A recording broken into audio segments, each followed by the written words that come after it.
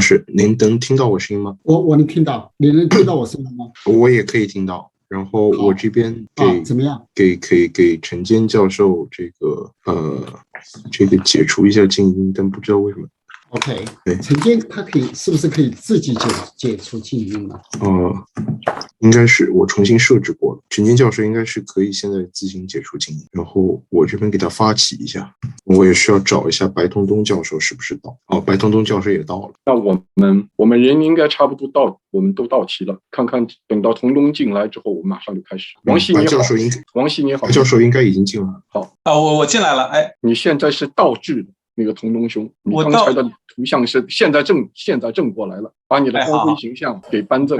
好，那我们就我们就开始吧。好的，那我开启录制。Recording in progress. Hello, good evening for the majority of participants, attendees, and who are on this side of the Pacific. And good morning, Professor Wang Xi. It's a very early morning in Eastern United States. And this evening, we gather together to discuss an extremely important issue, whether or not America is in crisis, especially whether or not American democracy is in crisis. If the answer is yes, most likely, most of us will say yes, they are in crisis because. 教授，您静音了。陈老师，您静音了。对。So let me repeat. We gather together this evening. You can hear me, right? Yeah. Yes, we can. To discuss an extremely important issue, whether or not America is in crisis, whether or not American democracy is in crisis. If the answer is yes, and I believe most of us will say yes, because American society is so profoundly divided. Indeed, American politics has never been so ideologized. American ideology has never been so polarized. But the question remains, why and how it has become so? And if we want to further push the question, and then we will ask, is it relevant to us? America has long played global leadership. You like it, you dislike it. America's global leadership role being good or bad, it is with worldwide implications. And furthermore, some in the world today are talking about so-called universal value. We may disagree with that kind of naming. And still, let's remember, in socialist core values, at the center of it is something called democracy. And so when American democracy is in crisis, it will have to be studied in a way that is both objective and critical. And for this purpose, we gather here today to try to explore the phenomenon of whether or not America is in crisis. And our speaker today, let me be very, very brief in introducing our speaker and also commentator. It's difficult though, because they both have a very, very long distinctive resume. Professor Wang Xi is distinguished university professor of Indiana University of Pennsylvania. And he's also Changjiang professor for many years at Peking University. He received his PhD from Columbia University under the direction of the distinguished Eric Foner. And he has many publications. Let me just highlight a few. One is The Trial of Democracy, Black Suffrage and Northern Republicans in the Reconstruction period. He's also the author of 原则与妥协美国宪法的精神与实践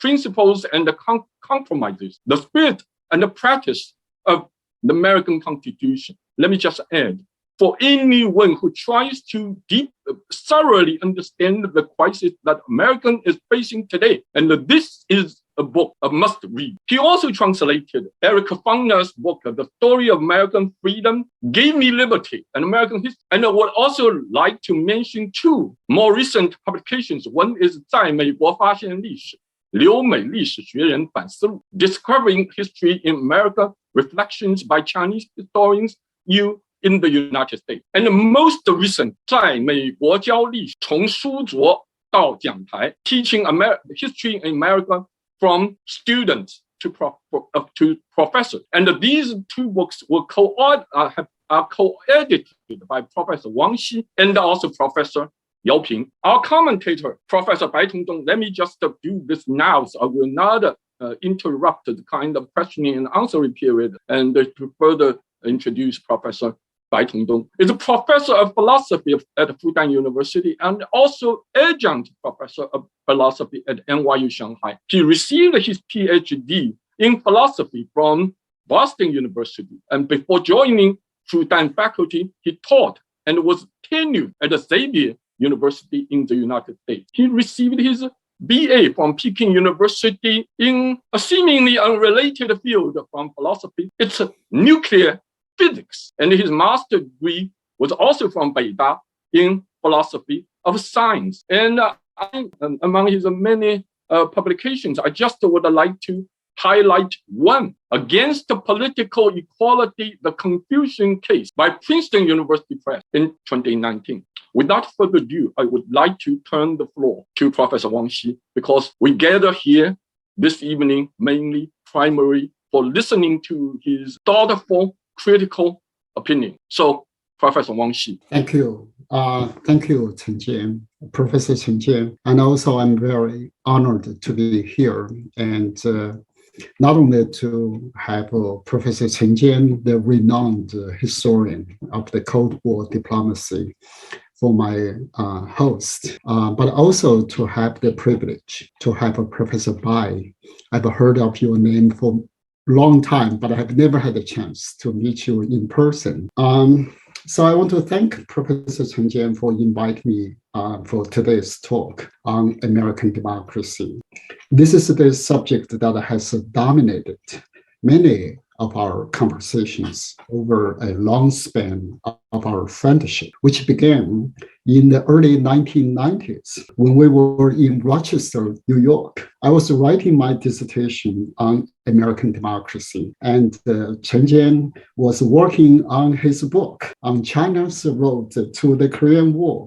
So neither of us had thought that we would be talking about the crisis of American democracy 30-some years later with a Zoom over the Pacific. That's amazing.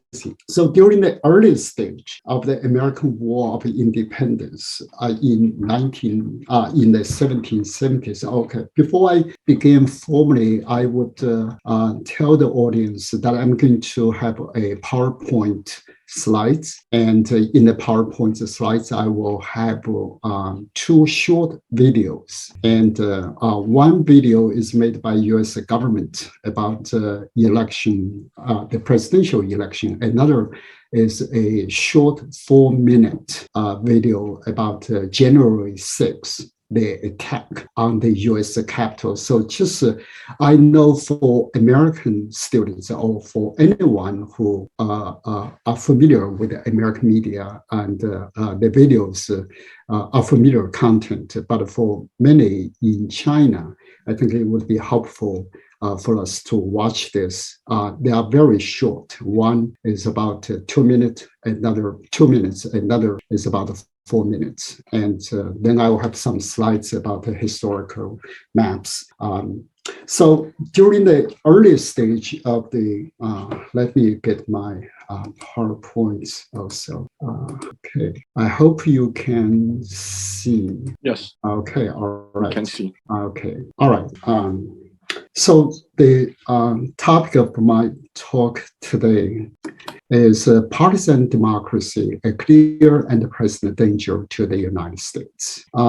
So during the early stage of the American War of Independence in 1770s, Tom Paine, the greatest public intellectual and revolutionary propagandist of his time, wrote a series of pamphlets titled American Crisis.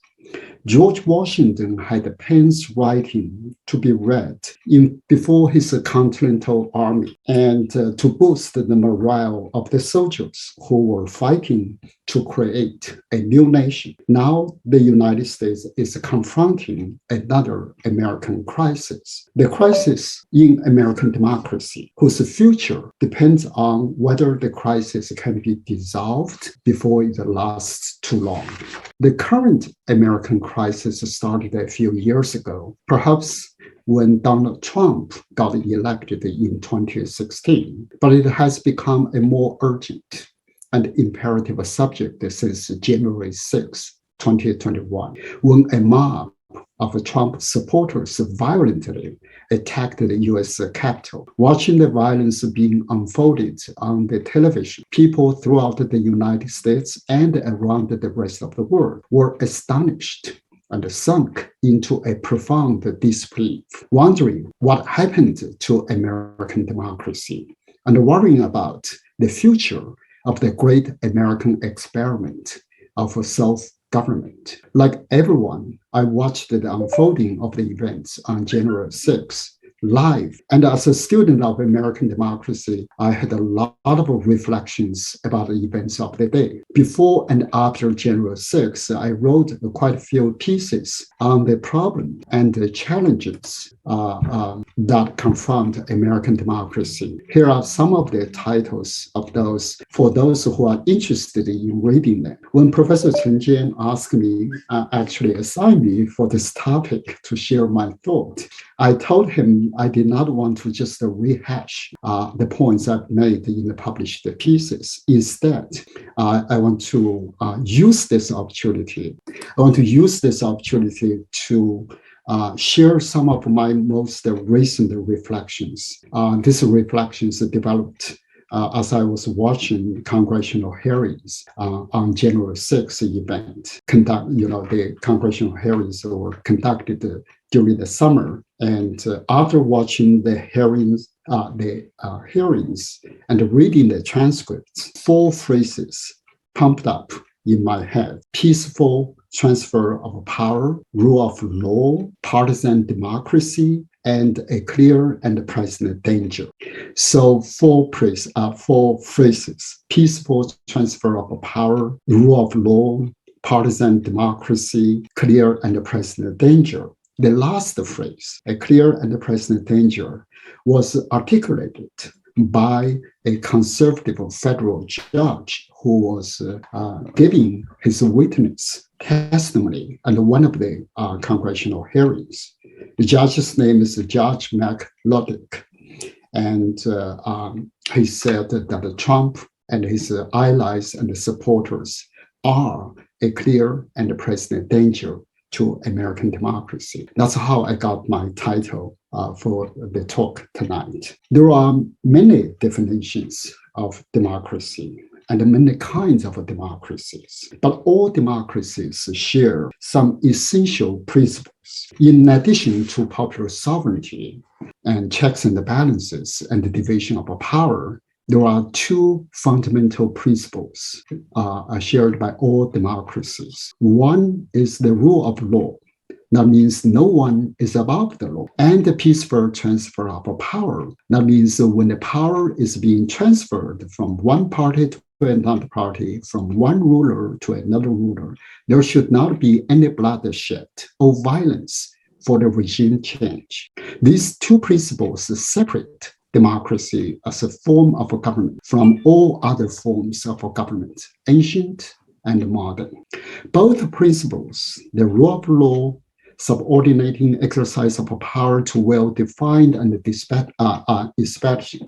established laws, and the peaceful transfer of power were part of the foundations of the American form of government. And they were actually among the most important objectives of the 1787 Constitutional Convention, which laid the blueprint of the American representative democracy. This convention, which made the U.S. Constitution, took place precisely because of the Shays Rebellion, and that had occurred a few months earlier. A group of armed farms, including some of the veterans of the American Revolution, felt that they had been oppressed by the newly established state government of Massachusetts in 1786, decided to overthrow the authority by violence. So the Constitution, as produced by the 55 delegates and the convention, had several features. Basically, these are the inventions in government: popular sovereignty with the people. Separation of power and the checks and the balances, which is collectively called the horizontal division of power, and the federalism, a vertical division of power, and the supremacy of the Constitution. That means all the people need to, which can be translated as the rule of the law. That is, no one, not even the president of the United States, can act above the law, cannot disregard the law. So the Constitution designed, I'm just going to pass this time. The Constitution designed a very complex system of representation and election to ensure a regular and periodical elections of public officials and the national level. Congressmen would be elected directly by voters to serve a 2-year term. Senators then would be elected by state legislature to serve a 6-year term. President would serve a 4-year term and be elected by state designated electors who would form a so-called electoral college. The electors would be elected by the people or eligible voters. So judges and the justices of the Supreme Court would be nominated by the president and confirmed by Senate. And they, once confirmed, would serve lifetime in good behavior. So it is a very complex system. So let me here now to show for those who are in China. This is a 2-minute short video about how to become president. It is the government-made material for primary school students in the United States. People dream of becoming president of the United States, but to officially run for office, a person needs to meet 3 basic requirements established by the U.S. Constitution. A presidential candidate must be a natural-born citizen, at least 35 years old, and a U.S. resident for at least 14 years. People with similar ideas usually belong to the same political party. The 2 main parties in the U.S. are Republican and Democrat. Many people want to be president. They campaign around the country and compete to try to win their party's nomination. In caucuses, party members meet, discuss, and vote for who they think would be the best party candidate. In primaries, party members vote in a state election for the candidate they want to represent them in the general election. After the primaries and caucuses, each major party, Democrat and Republican, holds a national convention to select a presidential nominee. The party's presidential nominee announces his or her choice for vice president. The presidential candidates campaign throughout the country to win the support of the general population. On election day, people in every state cast their vote. When people cast their vote, they are actually voting for a group of people called electors. The number of electors each state gets is equal to its total number of senators and representatives in Congress. A total of 538 electors form the Electoral College. Each elector casts 1 vote following the general election. The candidate who gets 270 votes or more wins. The newly elected president and vice president are then inaugurated on January 20th. Okay, so that is a very short introduction of the electoral process for the... For more information. Okay, let me get this. All right. So why did the framers design such a complex system? Why not adopt just a simple and a straightforward system of what we call direct democracy? That means all the public officials would be directly elected by voters who would follow one man, one vote principle. Well, the United States, when it was founded, was not a democracy. A more accurate term used to describe American polity is a Republican form of a government. Republicanism, not democracy, was the cornerstone of America's first founding. According to James Madison, who was regarded as the father of the Constitution, the objective of the new government is not to equalize everyone's social status, property, or power, but to ensure public good and to protect the interests of both the majority and the minority, especially the minority. The minority here must be understood as property holders, including large slaveholders like himself. The Constitutional Convention was filled with the negotiations and the compromises over many clusters of issues, including big versus small states, free versus slaveholding states, mercantile versus agrarian interests, urban versus rural interests. But one thing that particularly worried Madison and his cohort delegates was mobocracy, the rule and the dominance of the masses, especially the unruly, uninformed people that were involved in events like a Chess Rebellion. And actually, the memory of the Chess Rebellion was still too fresh in the minds of many delegates. Further back, the history of Virginia witnessed another rebellion called the Bacon Rebellion in 1676.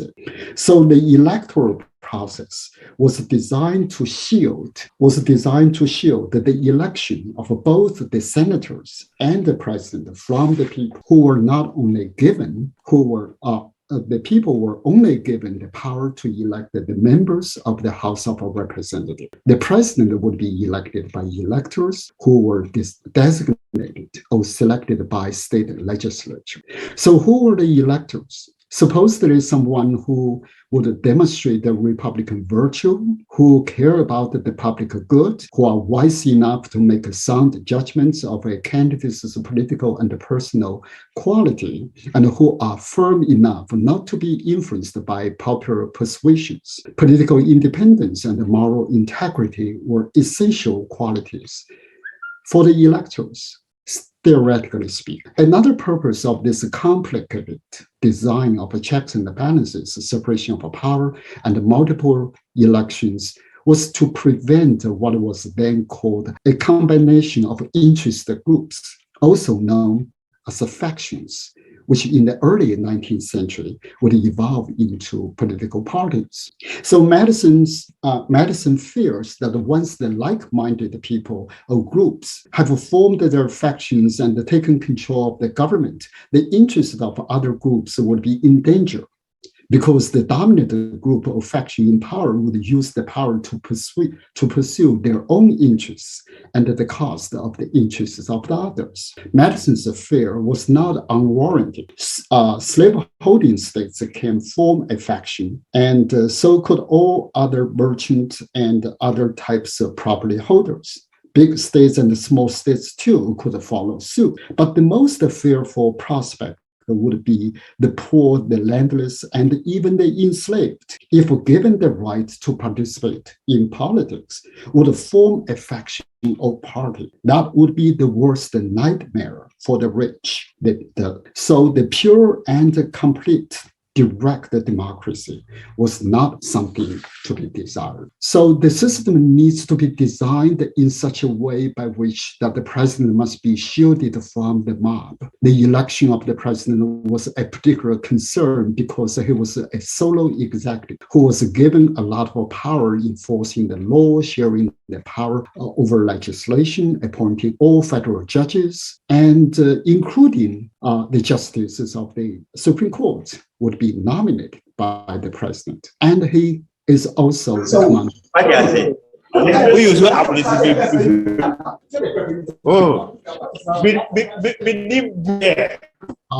think there is someone who tries to join me in the conversation. Perhaps later. Right. So if we look at the original constitutional design, we find that there was no place for political parties in the Constitution.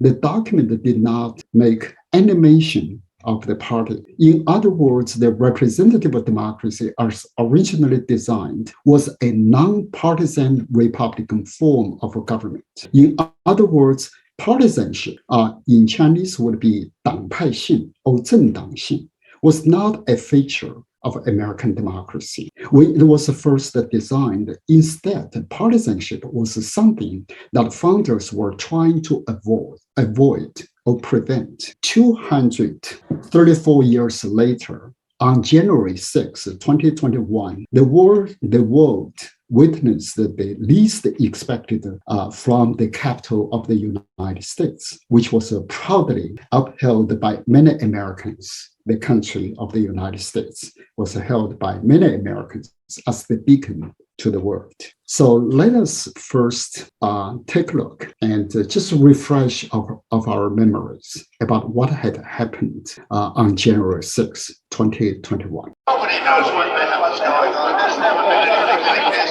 We will not let them silence your voices. We're not going to let it happen. USA! Good luck tonight. I share your conviction that President Trump should remain president. I share that conviction. Yes. The law matters with us. I share that conviction. We want to debate what the law matters.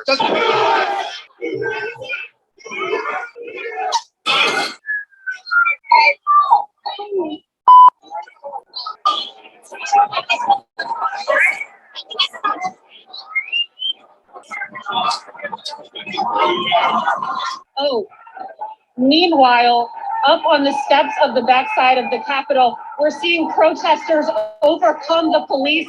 The police are now running back into the Capitol building. We have cheers from the protesters that are watching behind the scenes. It's incredible.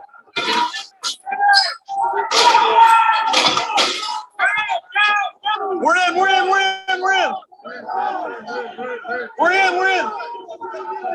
Let's go.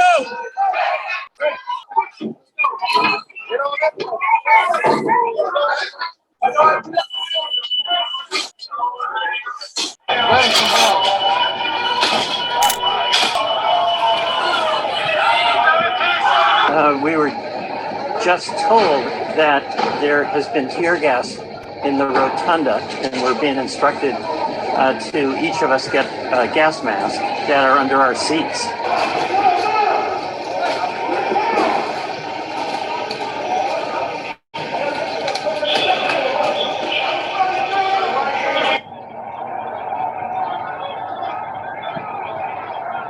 Tactical vehicles are pulling up to the Capitol.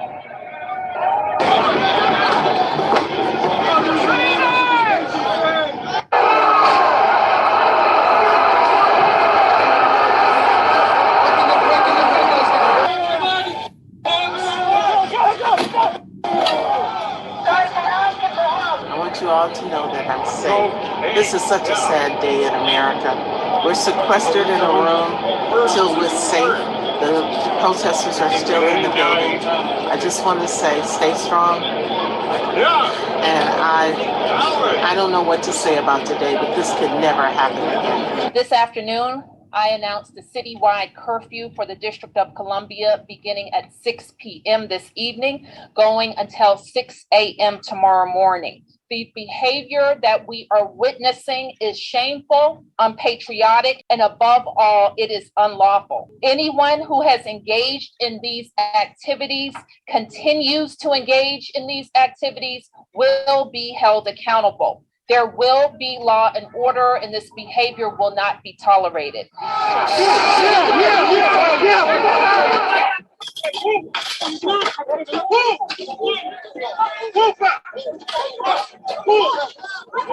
But just remember this, you're stronger, you're smarter, you've got more going than anybody, and they try and demean everybody having to do with us, and you're the real people, you're the people that built this nation. You're not the people that...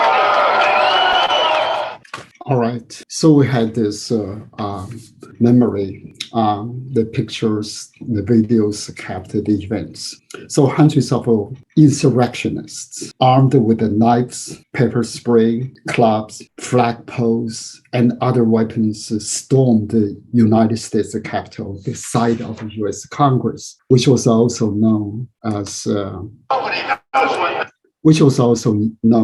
the People's House, when the members of Congress gathered to certify the certification results of the 2020 presidential election. Disregarding the warning of the law enforcement officers, the attackers broke the police fences, smashed the windows, overpowered the Capitol Police Force, and they invaded the Capitol. They occupied the offices of congressmen, took control House chambers, and tried to capture Vice President Michael Pence, who was presiding the ceremony of certification. And one time, the attackers were trying to force their way into the meeting chamber. Police responded with a gunfire, which killed one of the female attackers who had previously served in the U.S. Marine Force. The day's violence ultimately led to the death of at least 5 people, including a policeman who died of a heart attack after being physically assaulted by the attackers.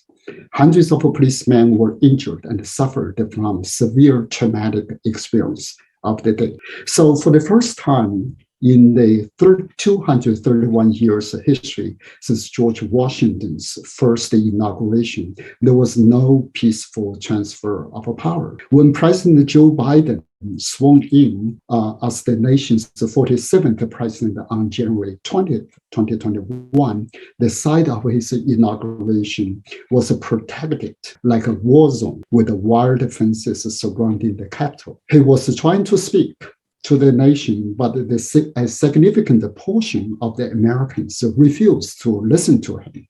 They continued to pledge their allegiance to the outgoing president, Donald Trump. A few hours before the violence of the Capitol, on January 6th, Trump spoke and a rally near the White House to his supporters. He was still the sitting president at that time, but he delivered a fiery and incendiary partisan speech for his followers who called my people. He continued to repeat his unfounded accusations of election fraud and urged his supporters to march to the Capitol to stop congressional certification process. He promised his supporters that he was going to march with them to the Capitol.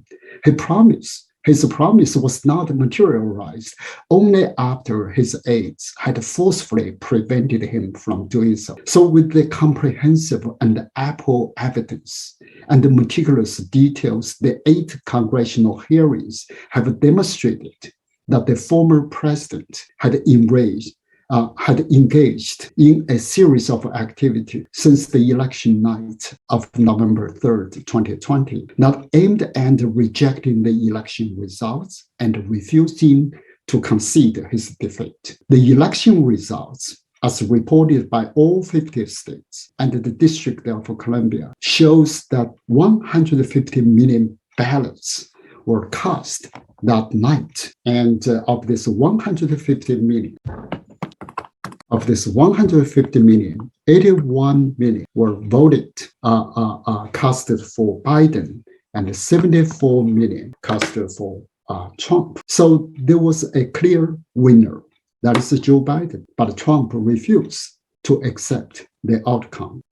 If we take a look, if we compare, this is 2016 was the year and that Trump won his presidency and defeated Hillary Clinton. 2020, Biden defeated Trump. But if we take a look and this electoral college map, we can see that in 2020 election, that here we see Trump lost Wisconsin, lost Michigan, and lost Pennsylvania, lost Georgia, and Arizona. That in all these 5 swing states or battleground states, and he lost. That's why he lost the election. With all this effort, long before the election, just like the 2016, Trump refused to publicly acknowledge that he would accept the defeat and insist on that the only way he could be defeated was because the election was rigged. After the election, using his presidential capacity,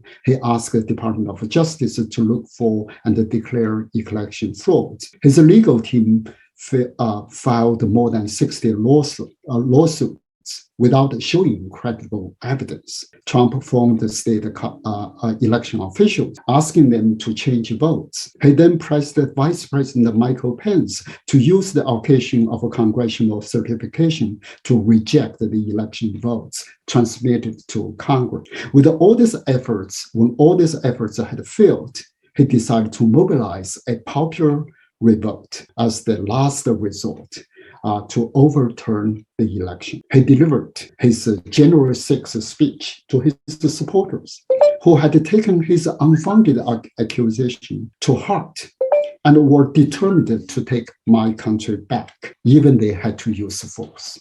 So all of these activities were carried out in the name of defending democracy and protecting the Constitution, as you watched from video, right? Trump himself and his supporters believed that they were exercising their rights as democratic citizens, not as rioters.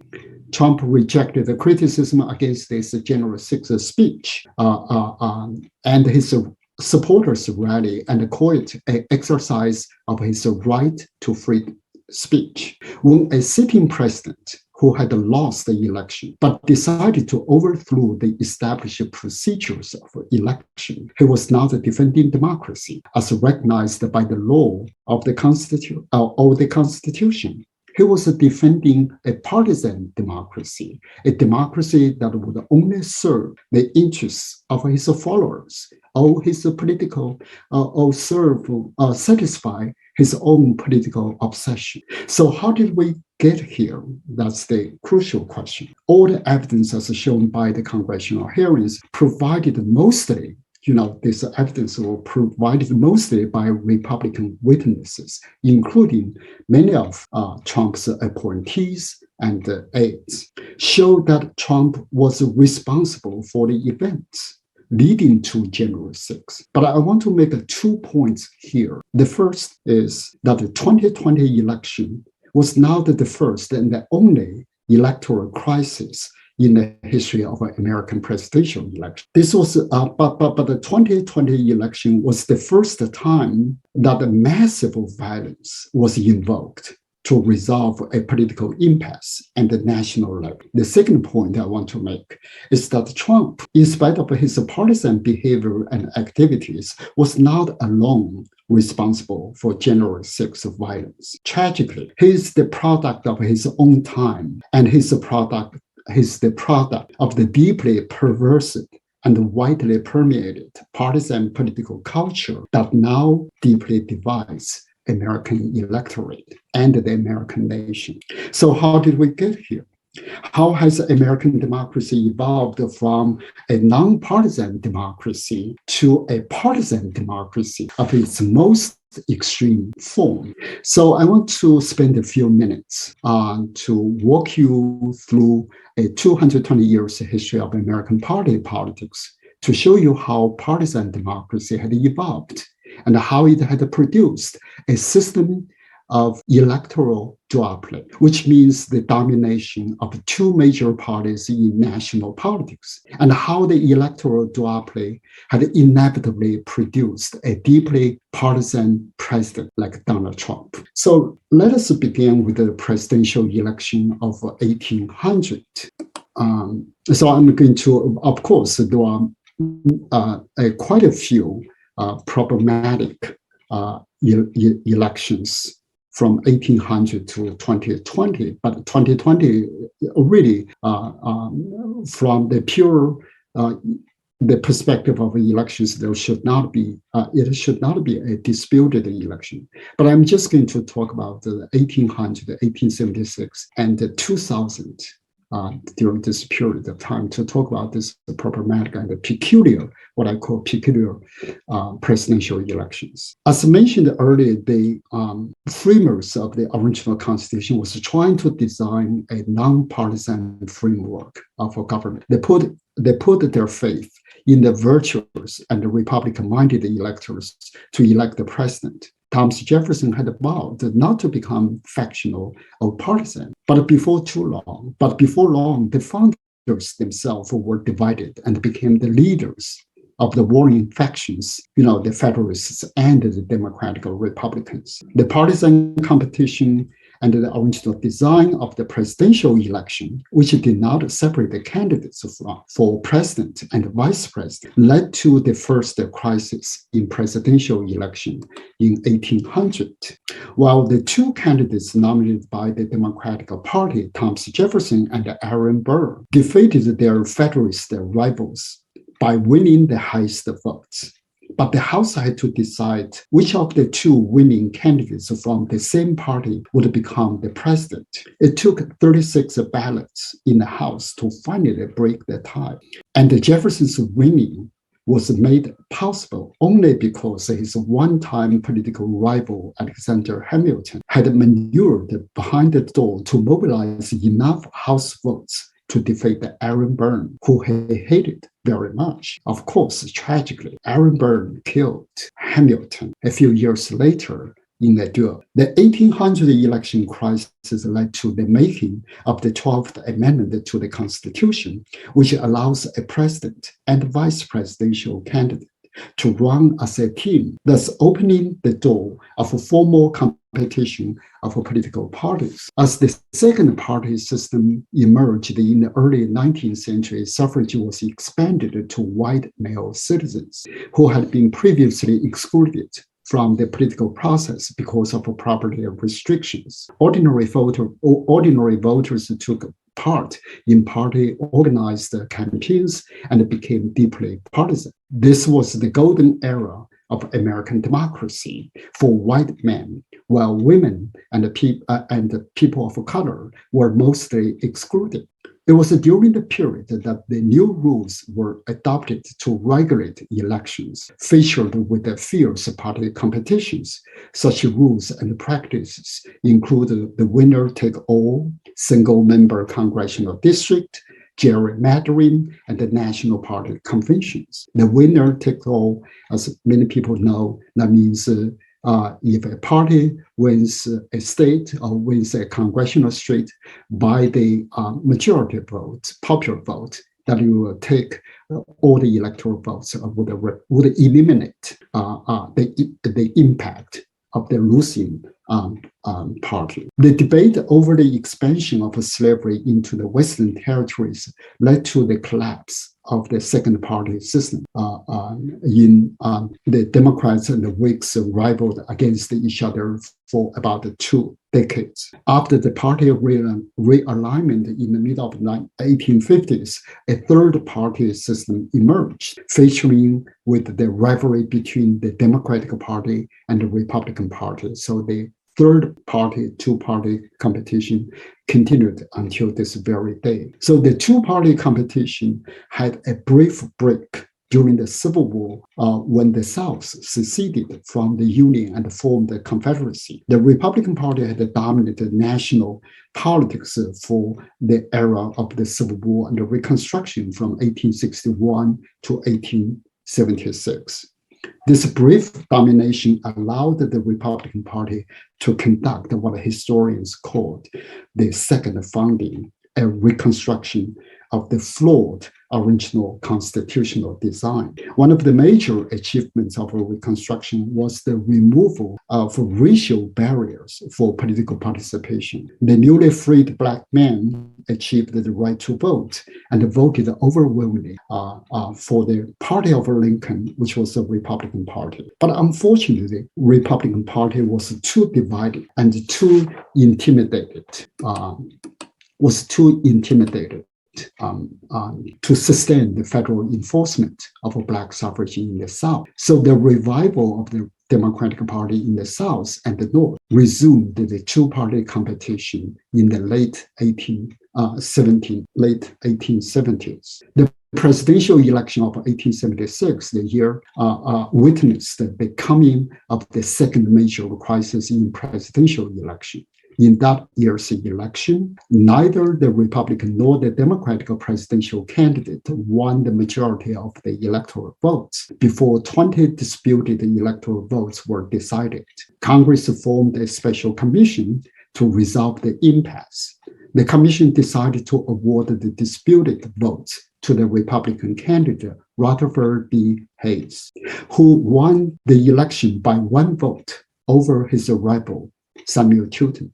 What had really happened to resolve the crisis was Hayes' promise to end the radical Reconstruction, to allow the South to return to home rule, which means the rule by white supremacists and the ultimate disfranchisement of African Americans. The post-Reconstruction political environment in the South was not only partisan, but also profoundly racist. During the progressive era, which spanned from late 19th to early 20th century, two electoral reforms were carried out. The 17th Amendment, which was ratified in 1913, the 19th Amendment, ratified in 1920, enfranchised American women, further expanding the electorate. The way to determine a party's presidential candidate was also changed from the decision made by the party bosses behind the door and party conventions to open competition and the party's primary elections, a more democratic prone reform within the framework of party politics. None of these reforms had weakened the dominance of the two major political parties in American politics. While the two parties had become further consolidated, the power of a presidency had also expanded tremendously in the 20th century. As the US became a world power and the national government power permeated in every layer of citizens' lives, the power of a president correspondingly increased at a much faster pace and a larger scale than other branches of the federal government. With his power in legislation, foreign affairs, war and peace, federal appointments, and most importantly, enforcement of laws, the president had become imperial. The office of a presidency played a disproportionately more decisive role in distributing benefits, sustaining the well-being of a region or an interest group, and either lead or reverse the reform of racial relations. The president has increasingly assumed the role in shaping the national ideology and the values.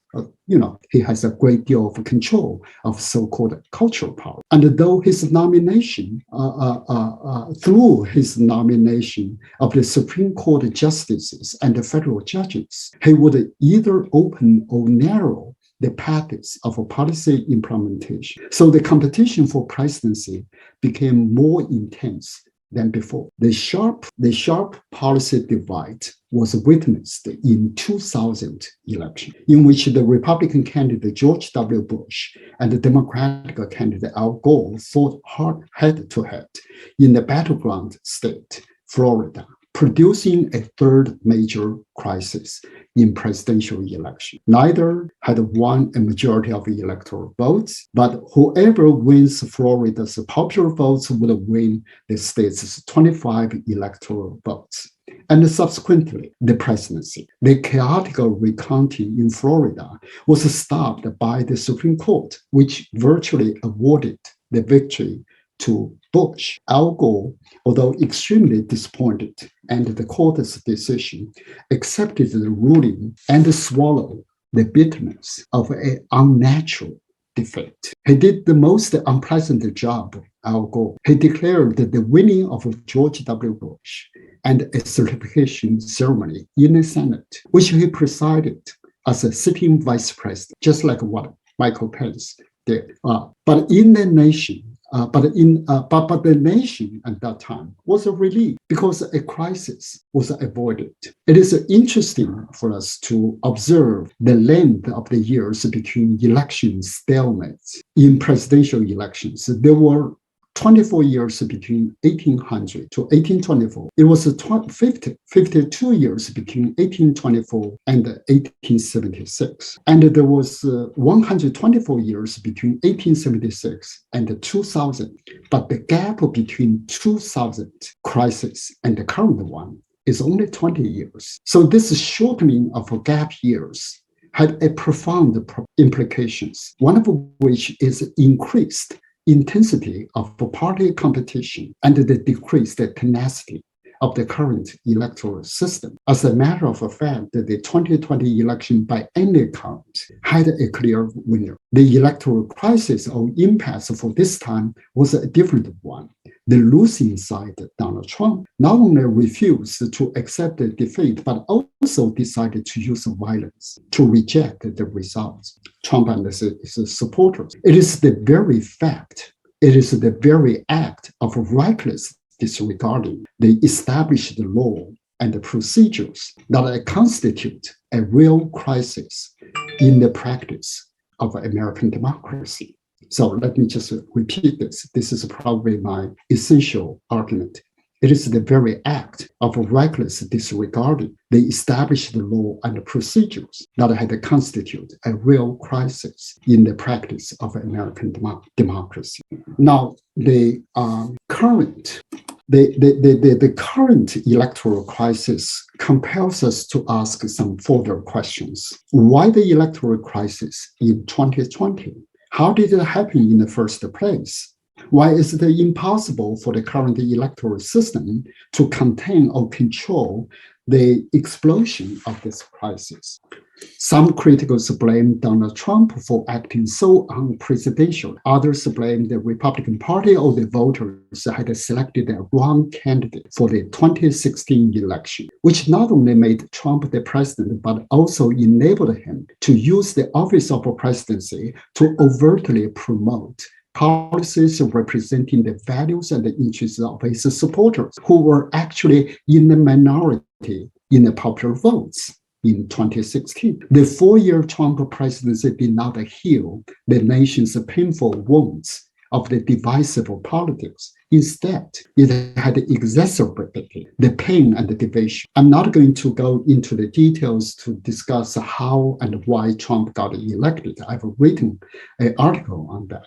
But I do want to argue that partisan democracy should take a large share in the making of the current American crisis. The two-party system, together with its domination of a national electoral process, is not part of the original constitutional design.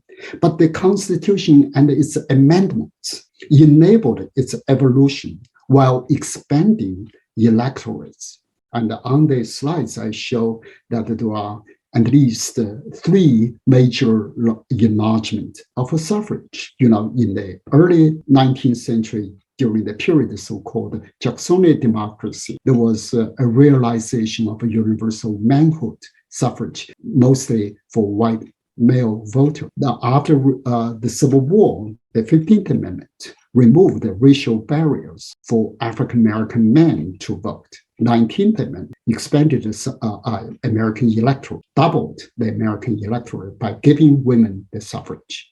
So there was an expansion of democracy in a way, the expanding the participating citizens in a way. But on the other hand, we also see the evolution and the consolidation of what is known now as the electoral duopoly. Such domination had enacted a de facto duopoly in American politics. That is, the 2 major parties would jointly monopolize all the elections and the multiple levels, and subsequently a distribution of elected offices, and indirectly all of the judicial appointments. The third party group had no chance of winning. Voters were left with no choice, with only 2 choices if they belong to any parties. But if they dislike neither parties, they will be left with no choice. So this no choice dilemma constitutes an actual and real dilution of democracy. A further and more widespread dilution of democracy is generated by the use of a presidential electoral college. And such mechanism as winner take all, the selection of the electors is completely controlled by the two parties. And the electors represent the interests of one party that selects them, but not the interests of the rest of the voters. With the winner-take-all device, the winning party of the popular votes would win all the electoral votes,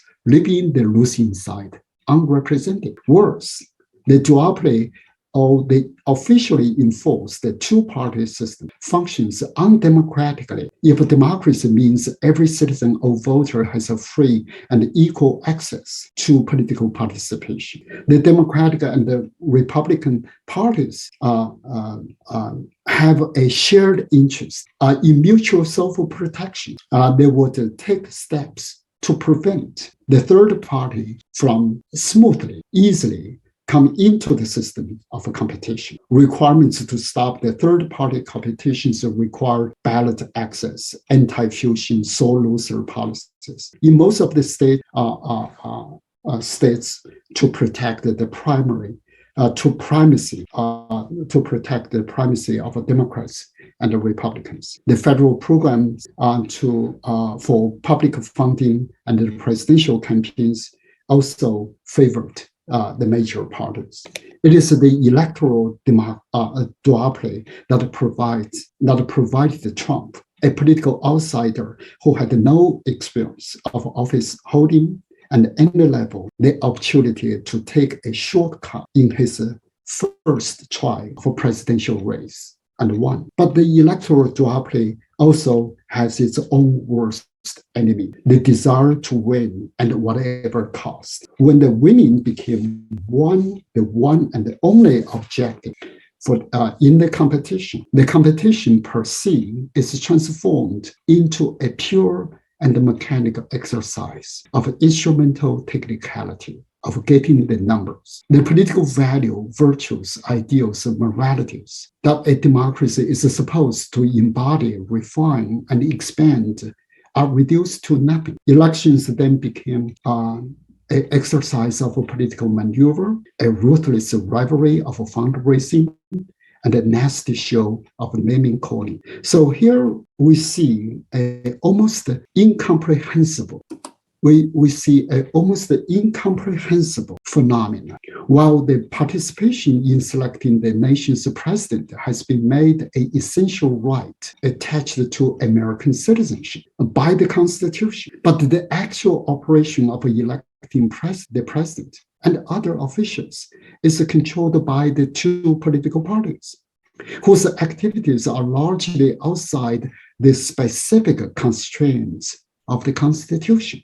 The parties make their own rules about how they select their presidential candidates, how they raise money for winning the election, and how they want to pursue or not pursue the votes of certain groups and the voters. So what they practice could be called selective enfranchisement. So this is quite astonishing. In other words, for over 150 years, Americans have lived with the two constitutions. One is written, originally made in 1787, and revered and respected as something untouchable or unchangeable. The other is unwritten, controlled and altered by the needs of the two major parties. The coexistence of the two constitutions, or constitutional orders, if you will, has sustained the nation's democracy until January 6, 2021. The reason why Judge Mike Luttig, a self-proclaimed conservative Republican, decided to openly call Trump and his acolytes a clear and present danger to American democracy, not because Trump had posed threats to electoral duopoly, but because Trump had openly and ruthlessly disregarded the rule of law, and because the attack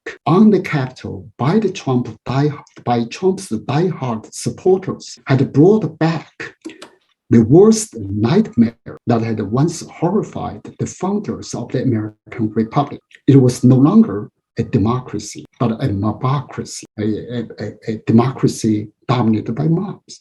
The political marriage between Trump, an ambitious and reckless businessman turned into party leader, and his diehard MAGA supporters who had profoundly resented the political establishment, including electoral duopoly, had formed a seemingly unstoppable political force and posed a real threat to the very existence of American democracy, which, as we see, had not been so thorough and honestly democratic all the way. In other words, there was not just one crisis, but at least two crises going on within American democracy. One is that the unconstitutional electoral duopoly has reached its breaking point, and two, the lack of a real democracy had reached an unbearable point for some unruly Americans who tend to choose violence to overthrow democracy. As a result, their nominal leader had to be stopped as a clear and present danger. Thank you. Thank you very much, Wang Xi.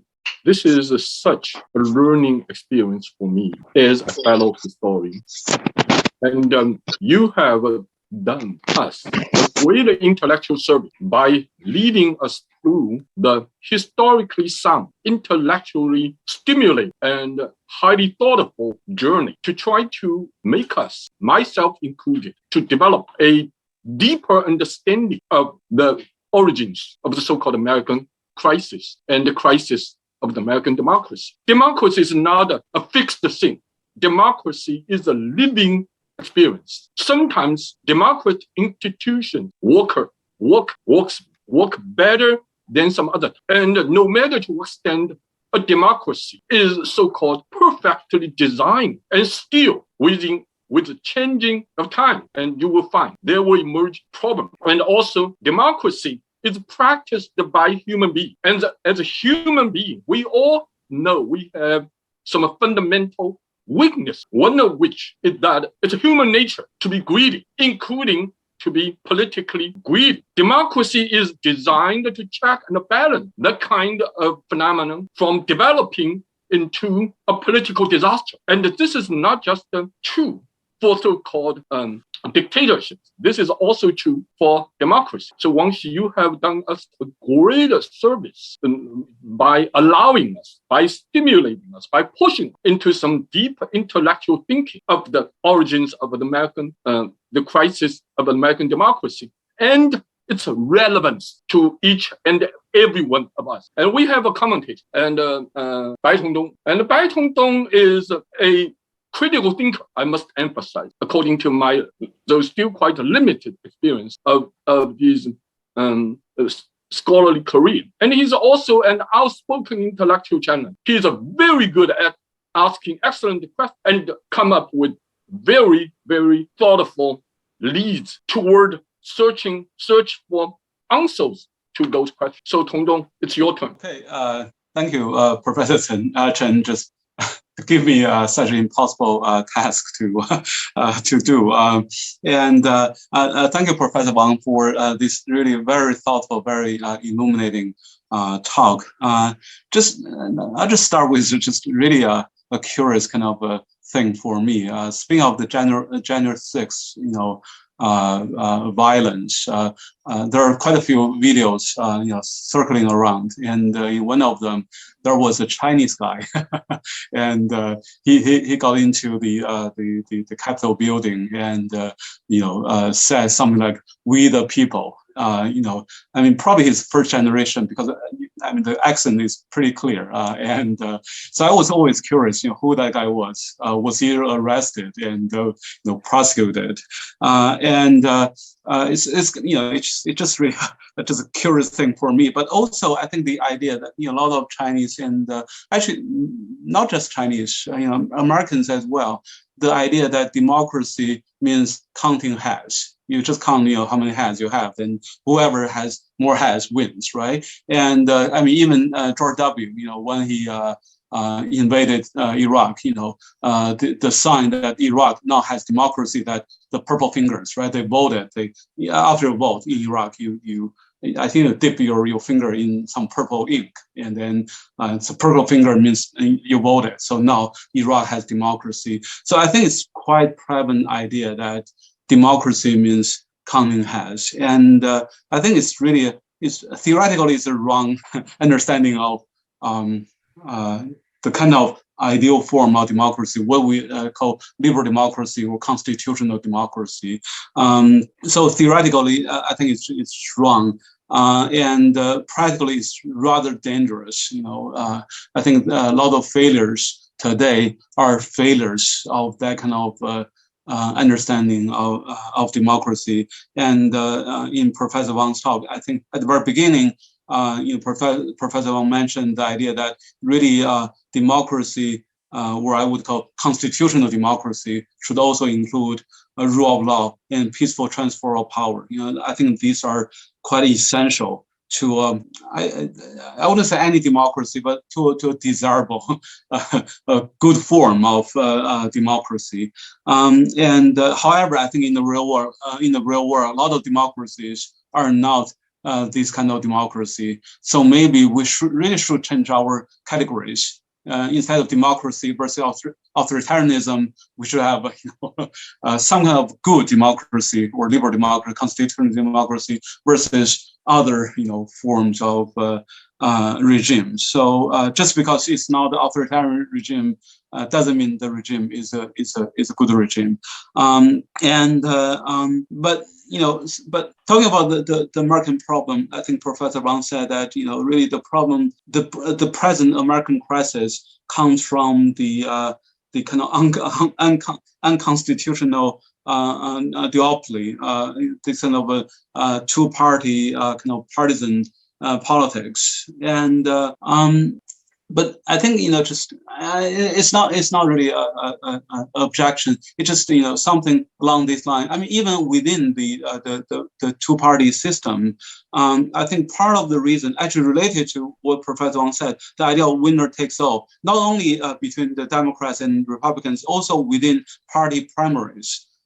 So as a result, a lot of times, we each party elects the extremes from each party, right? Because in primaries, you talk to your own party members, and you tend to appeal to the majority of your party, who tends to be on one extreme. And I think that's probably why it's going to be a very, very long way for Trump to lose his hold of the Republican Party, because he has the majority of Republican voters. Whoever betrays Trump cannot get elected in the primaries, although those moderate candidates might get elected in the general elections. And however, I think that there are now some relatively simple solutions to get moderates, not very partisan party members get elected. Namely, Alaska just tried it, right? The ranked choice system, right? So the ranked choice system, we see Sarah Palin, actually a Trumpist before Trump, didn't get elected. I think a Democratic candidate got elected. So there could be some kind of not so radical moderate solution to this kind of partisan politics. And however, I'm going to say a little bit more contrarian. So I think maybe the partisan politics, is partly to blame. But there's another something I guess I pay more attention to, because at the beginning, Professor Wang mentioned how senators and president got elected at the beginning. Senators were voted in not by the people directly, people of that state directly, rather by state legislators, right? And the president was elected by electors, but for real. I mean, now the president is still voted in by electors, but by custom, electors have to vote along the line of the popular vote of the state. But at the beginning, electors were voted in by the people of the state, but then electors could vote on their own free will, whoever they like to vote. And I think James Madison and other Federalists designed the system this way, just in order to prevent what Professor Wang called mobocracy, or the rule of the mob, right? And because they were worried, the Federalists, some of the American founding fathers were worried about the uninformed and immoral voters to have too much say in politics. So they designed this kind of mechanism to check and balance the popular will, to check the balance with the people, to put it in another way. Actually, just to sneak in some sort of shameless self-promotion. So that's kind of a hybrid regime I'm proposing in my book Against Political Equality. That's one of the proposals I'm making. Oh, and I said it's inspired by Confucian considerations, but in reality, I think the American regime at its founding came closest to my own proposal. Of course, minus slavery, the prevention of women to vote, and all these sort of things. And probably that's another line that happened in American history. I think one line Professor Wang showed very clearly the kind of two-party system, partisan politics. Another line, through increasing equality, a lot of mechanisms that prevent too much equality, get thrown away as well. I think that is also to blame for today's phenomenon. Just think about it. If we still have this sort of party boss, primaries, Trump wouldn't get elected as the candidate, let alone the president, right? And in my own design, I didn't mention this in my book, but I was thinking, we want people to have certain qualifications to become candidates. We could have one easy qualification, namely, if you want to become presidential candidate, you have to be a governor for 2 terms, right? You have to prove yourself before you can become a candidate for the higher office. So there could be. So there is another line, the greater equality, which is to blame for a present American crisis. So in that sense, I guess I at least on the surface, I differ from what Professor Wang said. So I think you said in the end, there is no real democracy, right? Real one person, one vote. My argument is basically that there's over reliance on one person, one vote to some extent as well. Maybe we should check and balance that as well, or go back to the older regime a little bit more. And however, I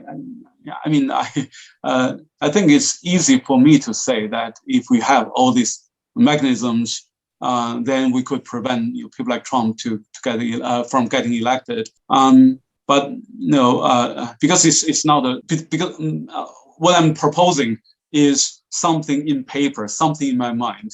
So it looks pretty good, very easily, but it doesn't really encounter real world problems. So we can imagine there could be other problems, even with what I'm proposing, or with what the Federalists proposed at the beginning, and that leads to the last really comment I would like to make. Really, the very idea of constitutional democracy or constitutionalism or rule of law. The idea of rule of law, means law is a autonomous, independent entity, right? No one is above law. Laws dictate what human beings act. And in order to protect the rule of law, there are checks and balances, right? And I think that they all sound wonderful. Personally, I prefer to live in a regime with all this rule of law, constitutionalism, checks and balances. But theoretically, it's really a mystical thing, right? Namely, if you live in any political regime, if you have quarrels with another person or another entity, you go to the authority, right? And then if you don't accept what the authority says to you, you go to a higher authority. But then eventually there has to be a highest authority. Otherwise, there will be chaos, right? And how could there be this highest authority that can be checked and balanced by other authorities? If there are still other authorities that can check and balance this so-called highest authority, then it is not really the highest authority, right? The other things are the highest authority. And so I think still, I mean, it's not really an objection to Professor Wang. It's something that has been puzzling me as well. You know, something I try to find a way out. You know, so in that sense, maybe eventually whatever regime we have, we still depend on people, leaders, especially who, for whatever reason, hold on to some convictions, so that they can self-regulate and do not go over the boundaries, right? I think Trump proved. Support this idea from the other side, right? You know, we thought, you know, there were checks and balances. That's why the American presidents wouldn't do certain things. But it turns out that, you know, when Trump violated a lot of norms, received norms, there were no institutions that could check and balance him. So it turns out that it's really out of kind of habit of mind of all the previous presidents who didn't cross the lines. But if they did, there were no institutional mechanisms that prevent them from doing that. So maybe eventually, in spite of all the talks of rule of law, constitutionalism, we still need leaders who have some basic but very firm moral convictions. And I'm not sure that's a good answer to my own objection. You know, I'm not very happy with that answer myself, so I'll just leave it to Professor Wang and other audience members for further reflections. Thank you. Yeah, I realize we actually are approaching the designated time of concluding this session, but let me make two very quick response. You know, first of all, I believe listening to you, quality of citizenship is extremely important. This is also the American founding fathers, you know, a basic definition of basic foundation for democracy. That's one thing. And secondly, it seems we have not mentioned the importance of a critical independent press. This is extremely, and what is surprising in the current American democratic crisis is that so many people, voters, citizens who are blind to the anti-constitution, anti-democracy nature of June the 6th event. But Professor Wang, do you have some quick response to Professor Pai's questions and queries and comments? Thank you. First, thank you, Professor Pai. Very thoughtful, and no wonder you are a philosopher. All your questions have profound philosophical implications. Let me just since Professor Chen Jian has already mentioned that we are already at the 9 o'clock, but if you allow, I would rather stay longer. If the audience, we will stay a little bit longer, but not too long. Because the audience has not had a chance to speak yet. But let me first very quickly, because each of the 5, I wrote 5 questions or comments made by Professor Pai. Each one of them, I could deliver a 20 minutes response, but I won't do that, of course. So I will do a very short, quick response. But first thing I want to say, I want to thank you for raising those questions and the comments, which actually has greatly inspired me. To finish the writing of this article, today's talk is just part of it. First first of all, I don't know what happened with the Chinese guy on the January 6th, but I did watch on that day, January 6th, a lot of, I would say, I don't know whether Chinese American, Korean American, or Asian American, but there was a great deal of presence of all kinds of people, including Asians on January 6th. But I can definitely understand what you are trying to say is for people who have never experienced democracy, real democracy. It was a sensational time, right? When people feel that they were part of the massive movement, although the massive movement eventually on January 6th turned into a violent attack, but only part of the people who were present in Washington involved in the attack. The second point, which I really like the point you make, you said that the winner take all, such a device was not only used in presidential election, the two-party competition, but it was also used within the party primaries. That's a brilliant point. It's an excellent point too. But the difference is that the winner take all also involves compromises within the party. You know, in 1830s, you know, when the party convention, that normally how the candidates would negotiate each other, the boss, as you mentioned, would use the opportunity to mend the differences. The reason I did not talk about 1824 presidential election, it's a four-way election, but eventually, Andrew Jackson, who thought that he had won popular vote, but eventually the House voted to allow John Quincy Adams to become the president. So that's how the party convention, let's just open this, because John Quincy Adams was the son of John Adams, and so had a lot of family impact or influence. It's a Guan Er Dai, right? And so that's why party convention was invented in 1830s to open competition for the candidates within the same party. But the introduction of a primary, you are right, has introduced a more democratic sort of a prone practice to allow whoever wants to run for president within the party to compete openly. But the problem with the primary, it's not more equal. It is nominally more equal, but it's actually unequal because you have to raise money. You have to raise funds. So ultimately, it's the money talks. Whoever raised the biggest funds would likely to win the primary. So that's the second point. The third point I really like is you mentioned that Sarah Palin was a Trumpist before Trump. That's excellent. And recently we have published a book, edited book.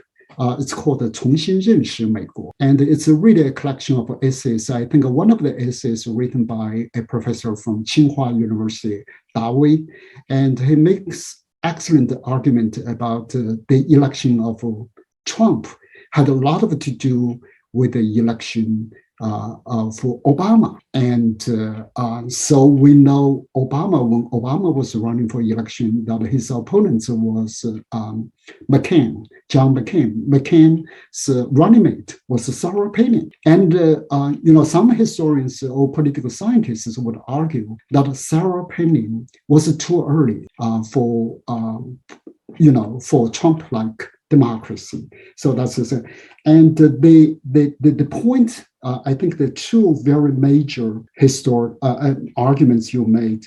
One is the law and order. Order and virtue should still be part of the practice in democracy. I think.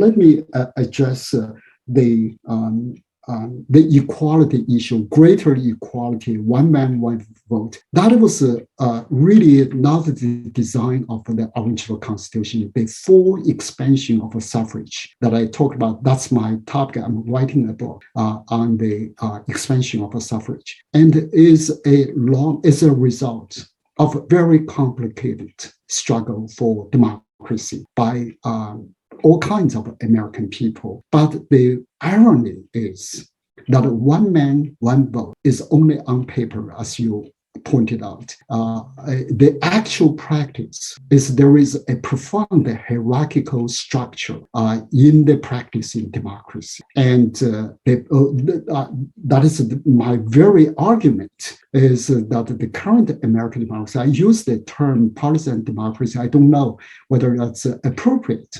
But I just cannot find a better term, so I use partisan. I think that is I also use the coexistence of the written constitution and the unwritten constitution, which is featured with the electoral duopoly. That's the great irony, right? The undemocratic practice to sustain a democracy. But your final point, which I liked very much, that as a philosopher, especially as a philosopher who has deep learning in Confucianism, you believe in virtue, quality of the leader. That's excellent. If I can talk about American presidents, I could name two probably. One is, of course, George Washington, who had so conscientiously created an image, not only for himself, but for the new nation, to be a model gentleman politician. And he does not want to serve the third term because there was no regulation limiting the presidency to 2 terms. And he just stepped down. He says, I'm done.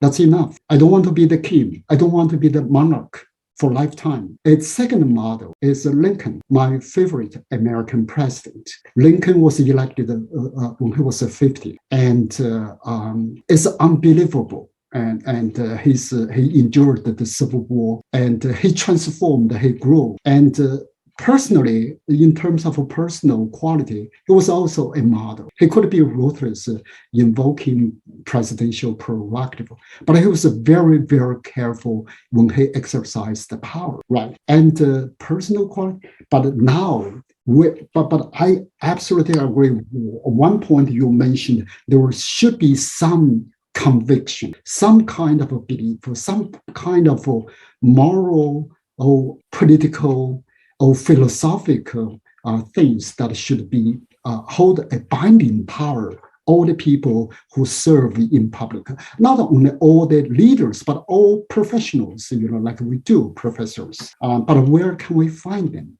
How do we find them? I really don't have time to respond to your really finest question, is how do we check the so-called highest power? The highest power in the United States would be the Constitution. But the Constitution can be interpreted by any branch of the federal government and by the people. The mobs on January 6th would claim that they were using their action to interpret the Constitution, right? So I'm going to stop there. Thank you.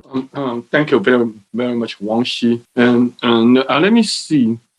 Let me just try to, there's one question in the charter, and at least we should answer one question. And this question says, America has only 2 ways, continuing keeping to maintain hegemony and the dollar system, and in the same time, collapsing the national economy. And this is actually an interesting, straightforward, while at the same sometimes, and in a sense, I will use this, scholarly, quite a simpler, simplistic, question. And if I can use my chair's privilege to quickly answer it, we all know America has many, many problems. We all know American democracy is facing, American Constitution is facing challenge. American economy is facing challenge. Living in the United States, you do not need to go far. You only need to check how much you have to pay for your new mortgage. You already know America is in trouble.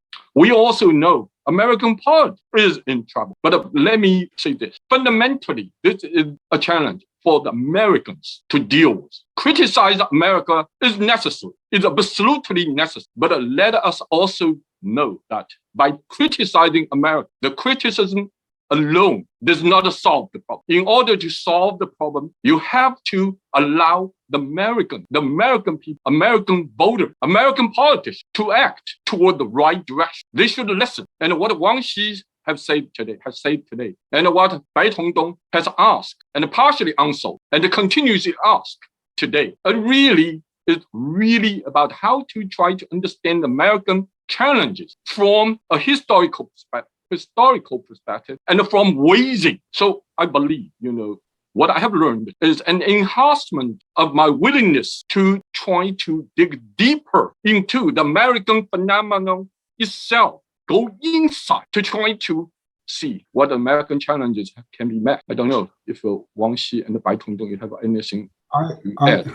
If I can, I do want to respond to what you said just now. I feel, and my original paper, you told me you need to speak 40 minutes, so I cut off a lot of things that I've written.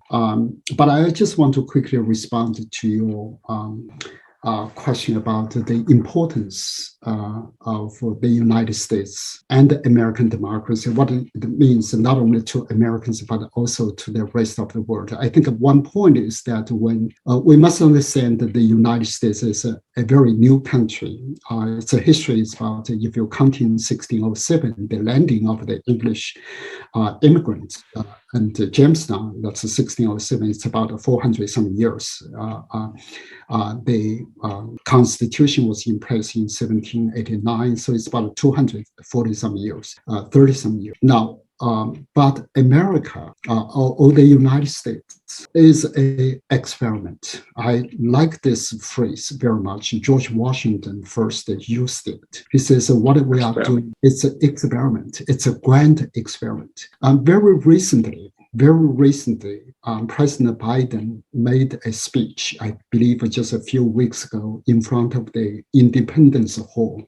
He again used the term that we are an experiment. That means we are not fixed. I think this idea that you and Professor Bai also mentioned, that democracy is a living, is evolving enterprise. Given the fact that the United States has occupied a preponderance position in today's world, not only in terms of economy, but also in terms of military force, diplomacy, and political influences. It's the experiment has a profound implication and ramification. That's why the entire world was so shocked when they saw what happened. It almost like the end of the world, the end of democracy. If American democracy is going to fall, then there is no hope for other democracy. But as Professor Bai pointed out, the very lesson that we should learn is that January 6, 2021 can really send us a serious warning, not us, not Americans, but also everyone in the world, yes. Because it's an experiment. And I agree, as I mentioned, there are all kinds of democracies. And I believe that Americans can learn a lot from other democracy, but every democracy must be a product of its people, right? One thing I remember very clearly, in one of the congressional hearings, there was a young woman. She testified. She was serving as the White House aide, and she was appointed, by the White House, House of Chief of Staff, Meadows appointed her. Mrs. Hutchinson. She said, when I saw what happened on January 6th, and when I witnessed how President Trump acted, she felt she was deeply disappointed. She said that was un-American. She felt what Trump's reaction was un-American. That testimony struck me very deeply. And also a lot of people who testified in front of the Congress were Trump appointees. And so they struggled. Eventually, they decided to be loyal to the Constitution, to the rule of law, rather than to President Trump. So I think that shows a lot of resilience and strength. Another point I would add is Biden, in his speech 2 or 3 weeks ago, acknowledged American democracy is far from perfect. It's actually very imperfect, but the American democracy has been improving. has been in this process. And I think Biden used a metaphor. He says that every generation would keep the door open a little bit more to allow more people who have been excluded in the past to be included in the political process. I think that's the progress. That's how the history of the United States has been evolving. It is very tragic. It is very disheartening to see January 6th, but at the same time, that this incident would give people a lot of things to think about. So that's why what we are doing and what a lot of people are doing in the United States, what I do every day in the classroom, in my American history classroom, is really to encourage students to think. Because ultimately, what the ultimate power, the highest power, the checks and balances that Professor Bai was hoping would cannot come from God if there is a God, but it must come from the people. So it is really depends on how people will react, how people will reform the system, how people will revise, have the courage to reform the current presidential election, party primary, or whatever.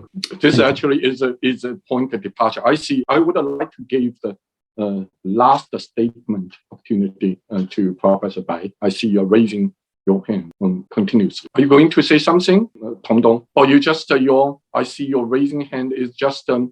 No, I didn't raise my hand. Okay. So yeah. we are almost 20 minutes beyond the designated time of conclusion. And I think I see many comments, many questions here. And actually, this is by itself an extremely good phenomenon because we do not just agree, we also disagree. And to have a disagreement is such a good point of departure for searching for a deeper, broader, intellectually more meaning, academically more solid answer. And we all agree, we think we will all agree. The challenge facing American democracy is not just an American challenge. It is a challenge facing everyone else in the world. This is not just because America is playing a global leadership role. And someone say the role has been played in such a way. And to a large extent, I actually agree, it becomes a hegemon. Still, we find, Wang Xiu have said this thing so good. It's an experiment. Let's remember,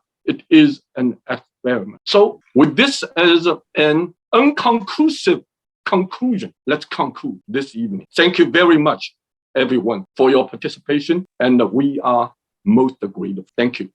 Thank you. Recording stopped. Okay. 还有将近，刚才到最后还有将近100。OK， 是最多的时候将近200人，所以这个对。您的这个 panel 都是 always in English, right?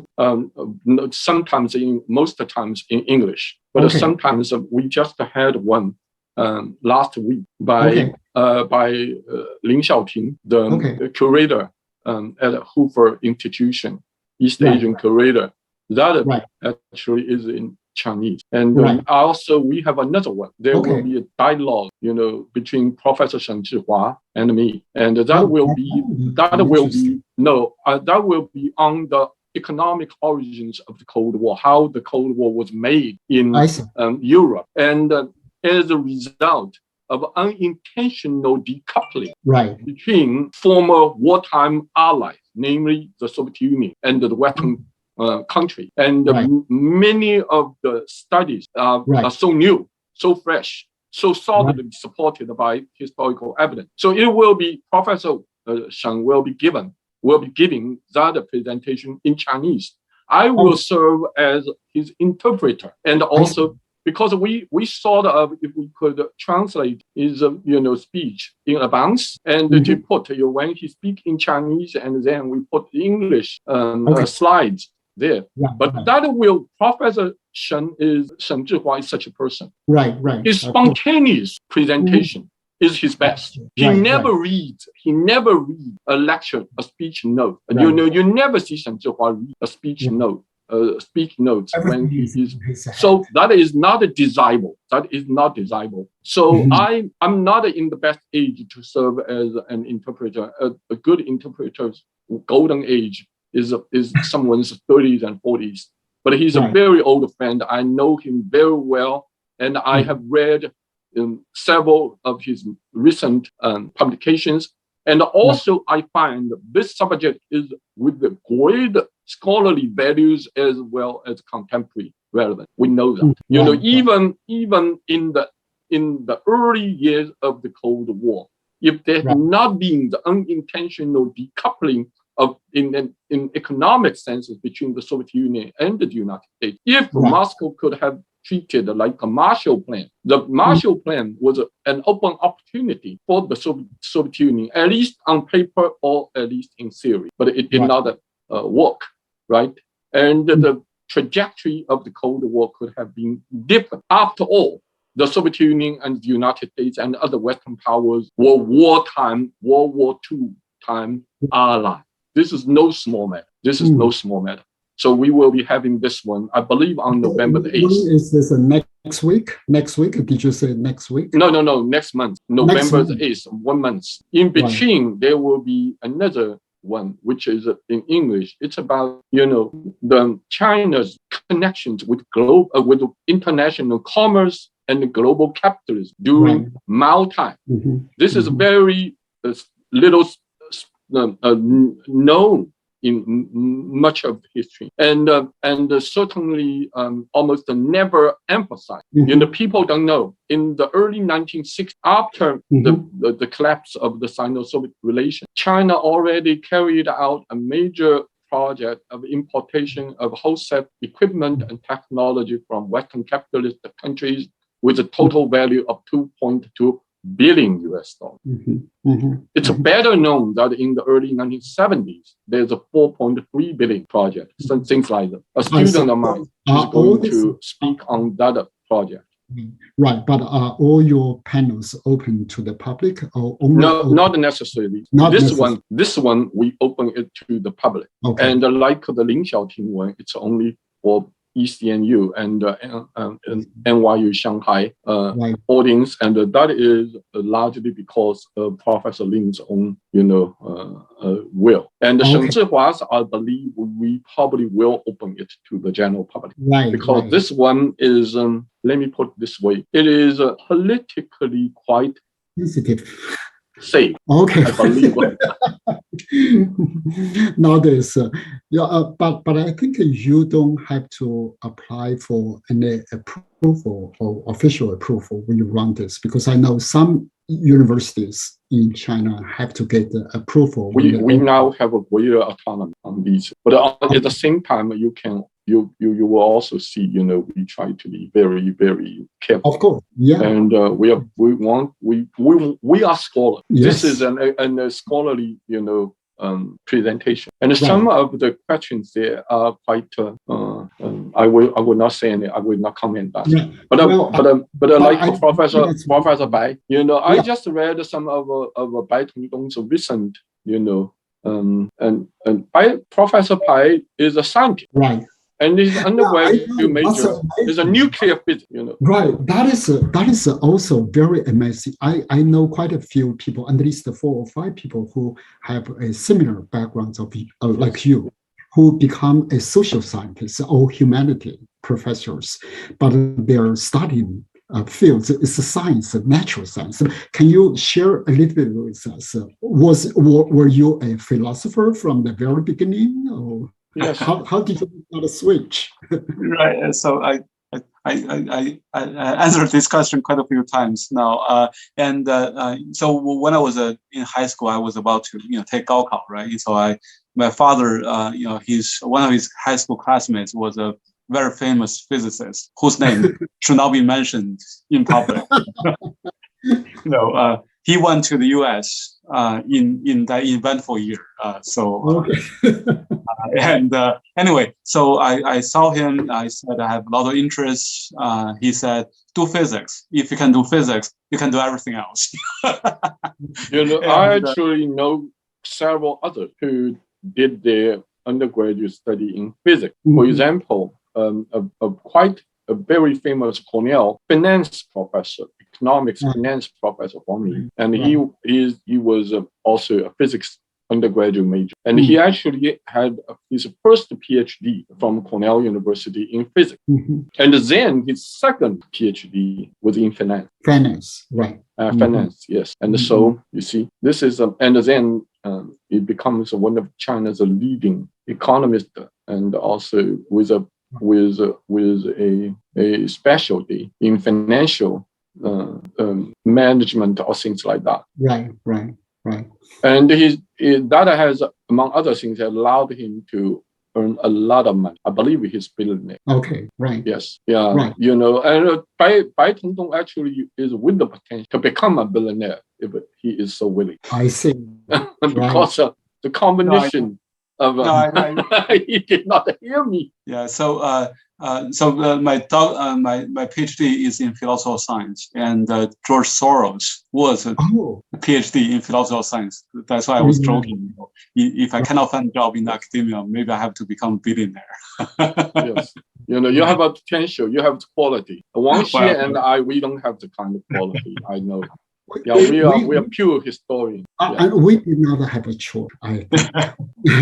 But like Professor Bai, I mean, it's very brave, because a lot of people would take a safe path, stay with whatever they have been learning. But do you find that there is a kind of, but do you think your science training background is very helpful for your? Yeah, I think so. At least I don't get the science as wrong as a lot of other people.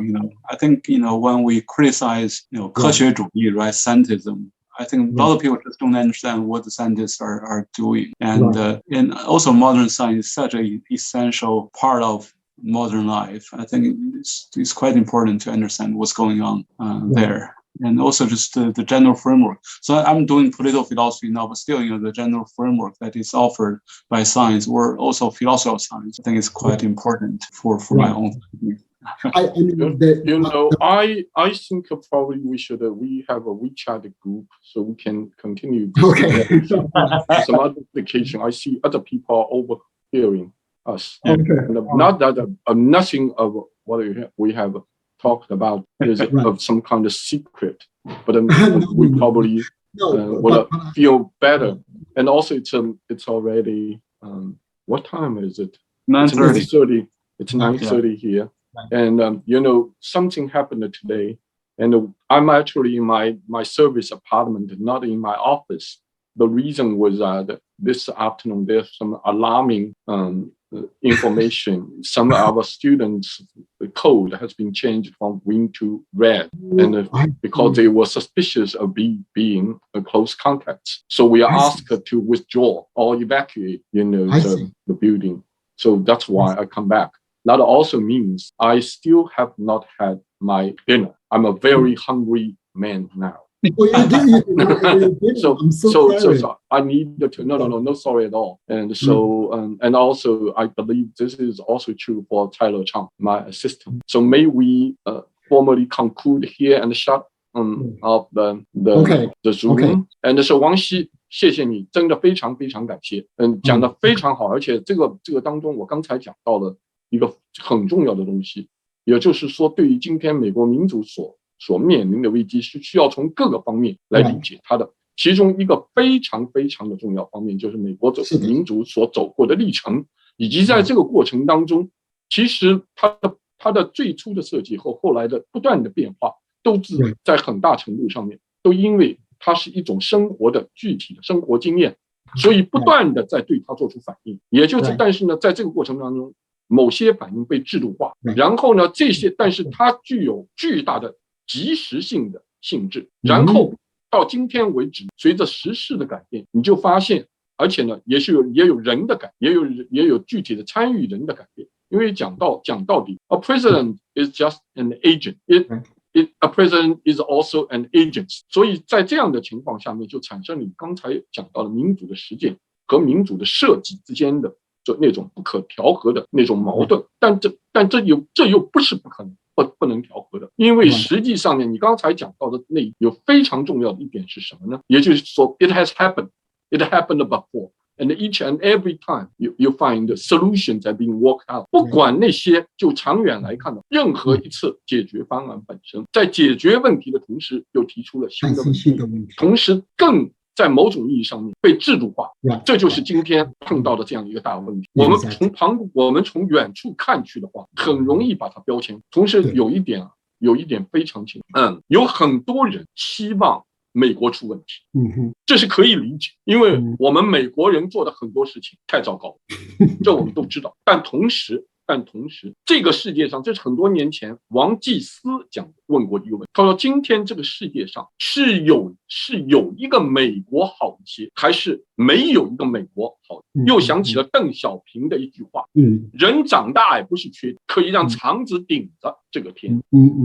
所以啊，我不是做周恩来传，周恩来有一条，他为什么能够在中国党内那么复杂的那种情况下长盛不衰，其实也不是那个，有很重要。他在党内第一把手人选未定的时候，从来不争。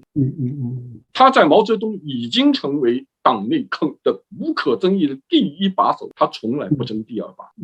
这就是邓小平提出的韬光养晦的，就是极大的政治智慧之术。这不是一个韬光养晦，不是一个策略，它实际上面是一个长久的一个战略性的一个思路。Right. 是吧？这些东西其实都是可以在很多场合都可以讲的。当然，我这个完全同意你。我们就 switch to 这个 Chinese。我觉得今天就是整个这个思考，就是白老师今天讲的这几点，非常好。白老师，我告诉你，白老师有一个特点，我因为看到他我跟他也在微信群里面看他经常，他是一个能够提出 critical question 的人，他是一个 critical thinker， 这很重要，这非常。你刚才提的这个概念也那个王希，我们今天不讲了吧？这里那个这个场合，我们还有机会讲，好吧？刚才又我自己讲不讲，结果又跑来又讲，我就把它关掉了吧。那个童东还在吗？还在，谢谢。然后我们找个机会碰头。我们现在近在咫尺，他的办公室离我不到20米，就是在同一层，只是只见其名不见其人。我们找个机会讲话，当面讲话。好，王希，我们以后也找个机会当面讲话，好吧？那就今天我们就到这里结束了。Good night, good morning, good evening。来，我把它关掉了啊，我把它关掉了。